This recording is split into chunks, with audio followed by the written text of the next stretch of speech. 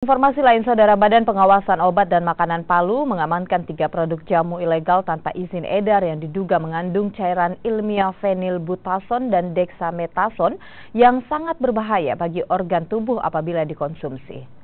Penemuan ribuan botol jamu ilegal tanpa izin edar ini berawal dari laporan yang menduga adanya truk yang mengangkut ribuan botol jamu ilegal.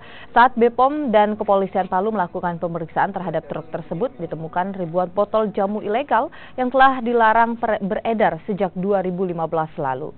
Ribuan botol jamu ilegal ini mengandung zat ilmiah berbahaya jika dikonsumsi. BPOM telah memberi sanksi terhadap pemilik dan telah memeriksa 2 orang saksi. Sementara ribuan botol jamu ilegal ini telah diamankan di kantor Badan POM Palu. Yang dari Pantolo produk ini, dan memang ini produk ini adalah produk yang selama ini masih ditemukan di peredaran, dan produk ini tidak terdaftar dan jamu ini mengandung bahan kimia obat.